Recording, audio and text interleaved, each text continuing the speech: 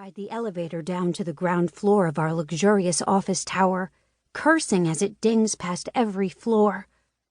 My hands are still shaking, and my heart is racing, replaying the conversation I just had with Frank. Unacceptable workplace behavior, he'd said. Appearance of mental instability. Apparently, break room meltdowns and muffin throwing are unacceptable workplace behavior now. Who knew? Frank had suggested I take 2 weeks off to deal with my personal matters, aka get my shit together.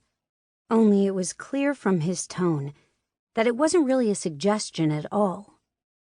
They were putting me on leave, even if he didn't have the balls to come right out and say it. Fuck. The elevator doors open with one final ping, and I step into the soaring glass lobby, the one that normally gives me such a giddy thrill. Now it's dark and humid. Rain is pouring down outside, and the space feels damp and dreary. I stand there in the lobby, clutching my purse and staring at the rain pelting down on the sidewalk outside. Because, of course, it would have to be pouring rain right now. Why wouldn't it be, really? It's the perfect end to the perfect day. Yet even with the rain and the muffins and the leave of absence, this still only ranks as the second worst day I've had this month. Top billing goes to the day Martin and I broke up, the day I walked in on him in the copy room, bare-ass, thrusting against... God, I can't even think about it right now. Of course, after it had happened, no one at the firm had told Martin his behavior was unacceptable. No one had told him he needed to take a couple of weeks to get his shit together.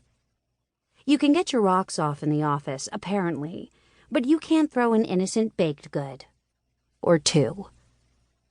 Then again, Martin was the one with the corner office, the big clients, the kind who flew in on private jets just for an hour-long meeting, which he always billed them through the nose for. Apparently that bought you a lot of privilege at the office. But I know how to play the game. Appearance is everything at Turner & Crosby. That's why, for the last 2 weeks, ever since it had happened, I'd been forcing myself to keep it together. Pretend none of this is a big deal, that I'm just fine. I stare out at the rain, painting the sidewalks in dark gray, wondering why I picked today of all days to lose it.